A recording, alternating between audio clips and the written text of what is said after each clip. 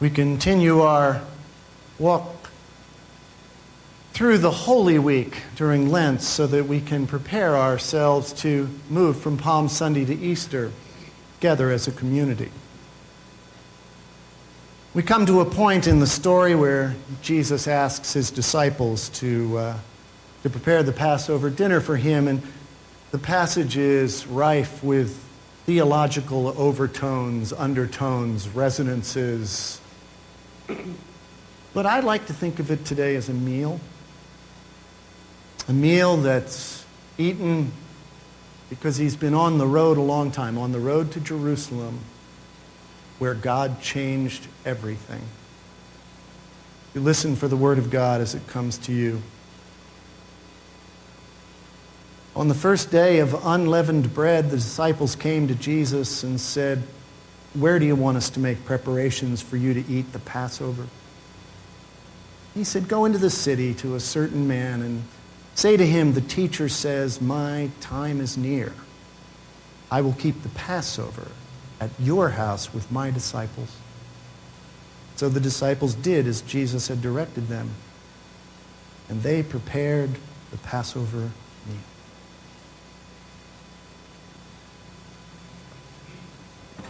But I'd like to begin this morning by singing a song, maybe with you.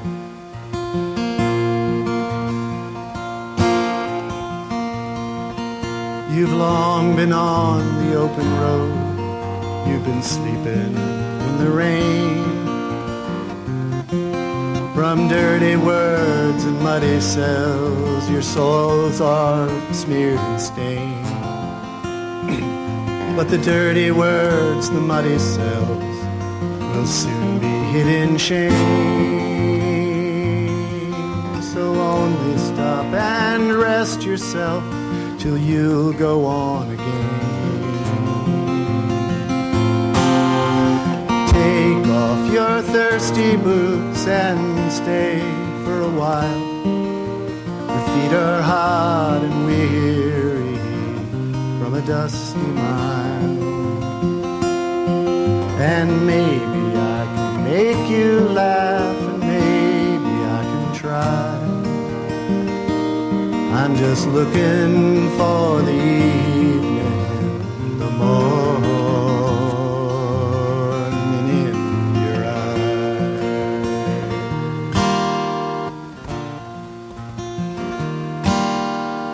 So tell me of the ones you saw as far as you could see, across the plain from field to town, a-marching to be free. And of the rusted prison gates that tumbled by degree, like laughing children, one by one, they look like you and me. Did you sing with me?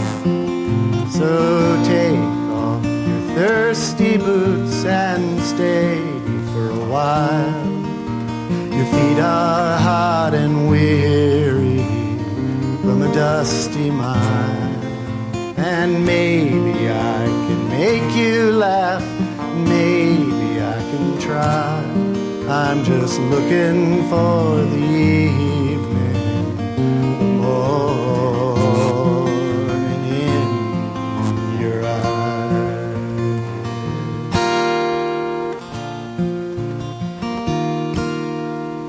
I know you are no stranger down the crooked rainbow trails, from dancing cliff-edged shattered sills of slandered shackled jails. For the voices drift up from below as the walls they're being scaled. Yes, all of this and more, my friend, your song shall not be failed. So take off your thirsty boots and stay for a while. Your feet are hot and weary from a dusty mile. And maybe I can make you laugh, and maybe I can try. I'm just looking for the evening morning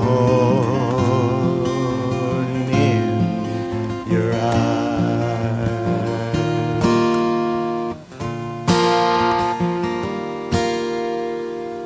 Yes, you've long been on the open road. You've been sleeping in the rain.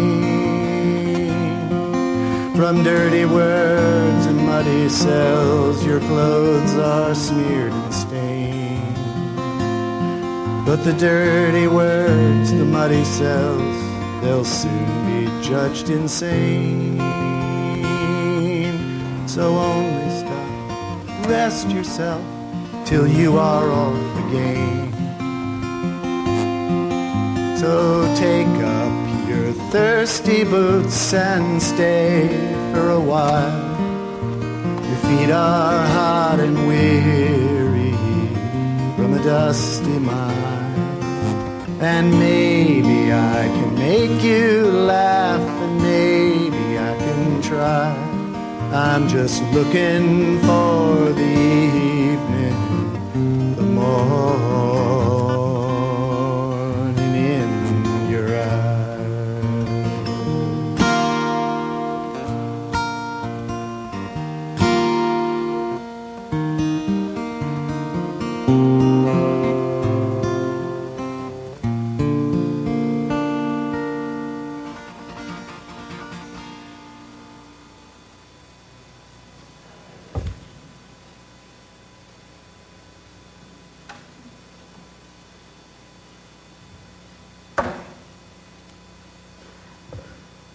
He was just trying to make a difference, the person I'm thinking of.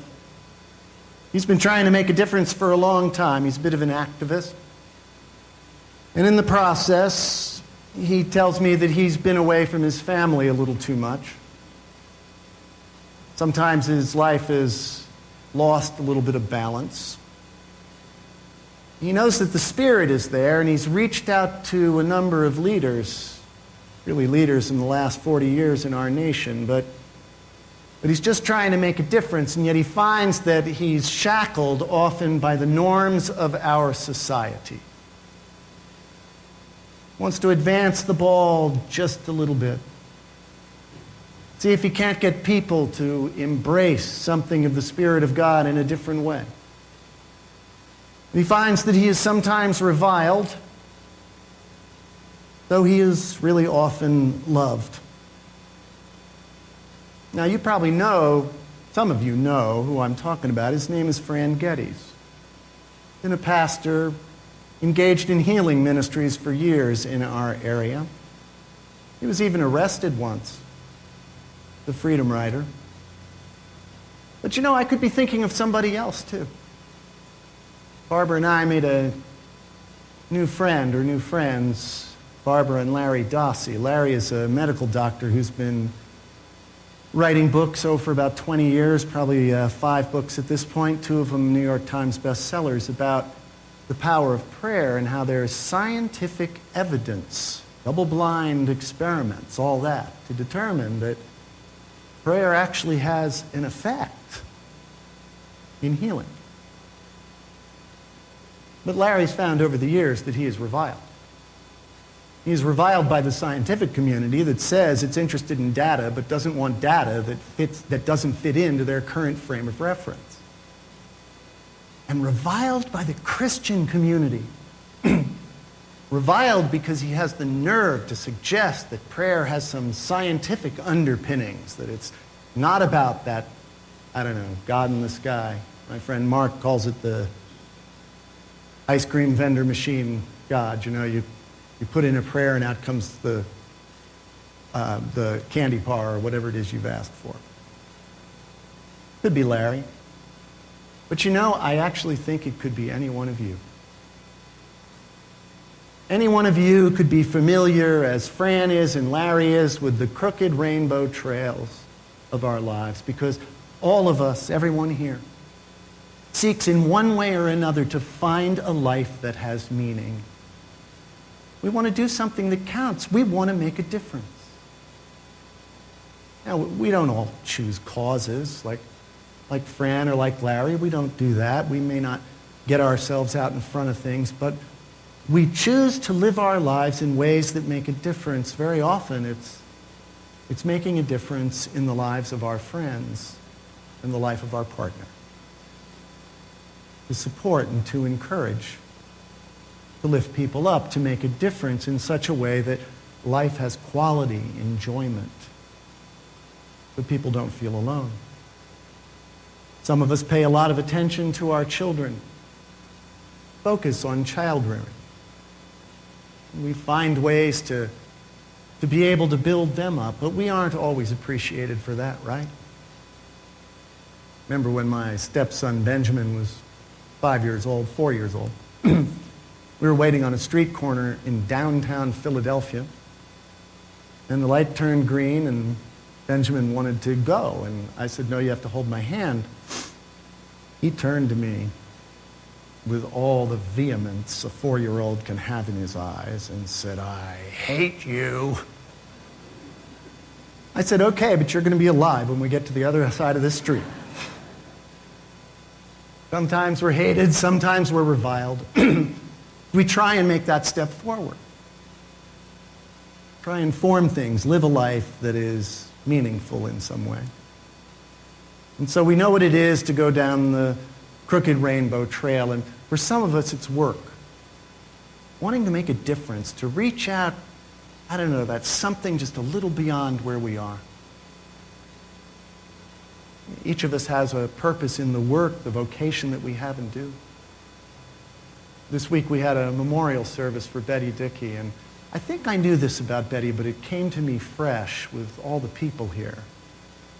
That Betty had started a court reporter program, and the reason she had done so is to make sure that young women had good paying jobs. It was a kind of cause, an advance, a push forward the ball. Try and make something happen. Each and every one of us knows about that, and we also know about being shackled. Shackled by the lack of cooperation we might have with our partner. Sometimes the match isn't exactly right, and you rub up against each other wrong. Or shackled by addictions, or shackled by attitudes that people have in our society, or shackled by an economy, and oh my, most of us really know what that means. Well, Jesus knew too. Jesus knew what it was like to travel down the crooked rainbow trail, reaching out for that something that was going to make a difference in the context of people's lives. It's a lovely story, but here he was on the road to Jerusalem, the road where God changed everything. And you could almost hear God saying to him, "Take off your thirsty boots and stay for a while." And so he told his disciples that he, yes, wanted to have a Passover dinner because his time was near. And what was that Passover to him? It was that moment when he could touch the God that had the power to change everything. Could remember the work of that God throughout the history of his people and throughout his own life. The God who makes a difference. That's what Jesus was about that day as he took off his thirsty boots and stayed for a while. He was hot, he was weary, he'd lived a lot, as all of us have. And he wanted to touch this God. So he found a place. He found a place where he could meet this God. And every one of you has found this place to do that too. It's a wonderful place, really. This room, this building, isn't this a great room? You know, okay, it's a little rough around the edges, and that's probably why we're doing a capital campaign, but it's a beautiful space. It's a space to come and to meet God. Now, I actually know that there are a lot of people sitting in the pews right now that anytime I talk about this space, You immediately go with deep longing to that other space that used to be on this property. I get that. And why? Because for years it was the place where you came when your feet were tired and weary. It was the place where you could hear about the presence of the God that changes everything. Well, I'm sorry that that place is gone. But look at this place fresh. For 40 years, nearly 40 years, it has been the place where you've been able to come and be touched by the presence of the God who changes everything, able to be challenged by that God, but nurtured by that God too.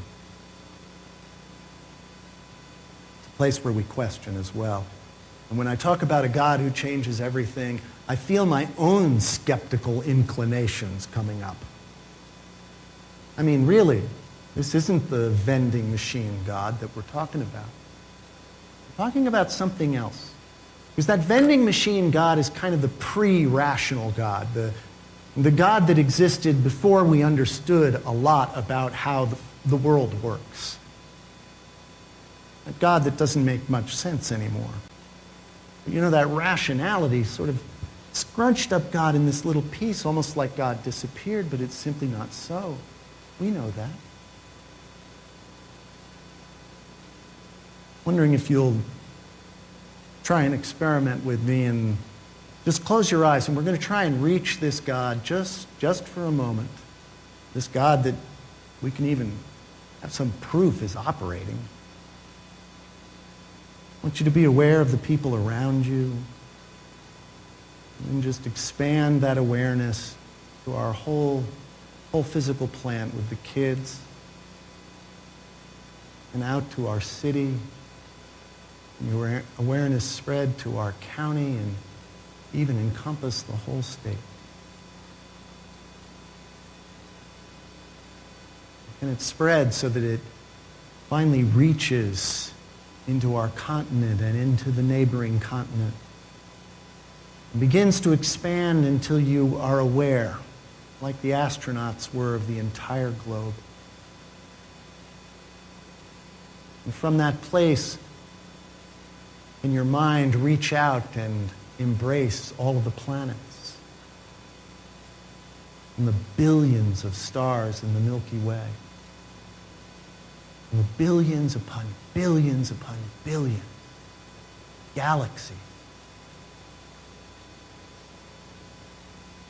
Can you sense the presence of God in all of that? If you can, I'd like you to hold that God and almost bring that God and sit that God next to you. Because it is that God who knows you and who works in your life. That God who gave you breath. That God who draws the chain of cause and effect towards God's loving purpose for your life.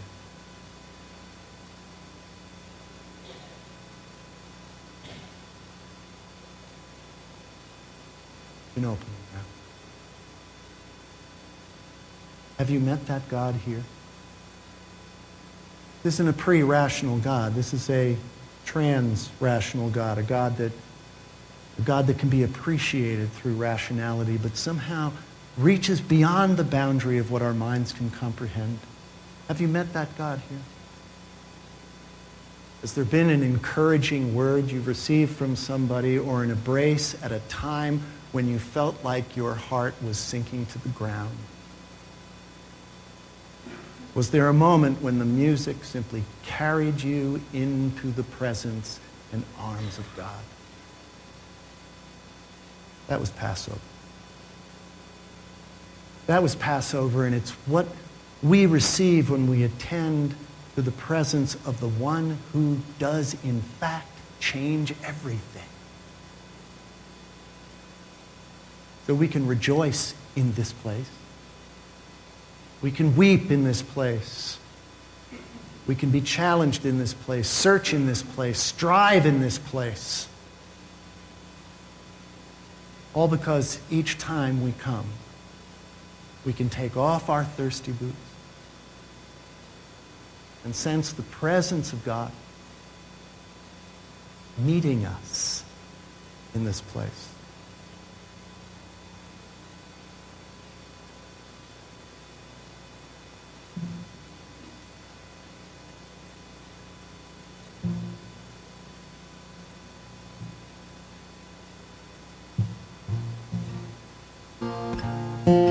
I know you are no stranger down the crooked rainbow trail, from dancing cliff head, shattered sills of slander, shackled jails. For the voices drift up from below as the walls they're being scaled. Yes, all of this and more, my friends, your song shall not be failed. So take off your thirsty boots and stay for a while. Your feet are hot and weary from a dusty mile.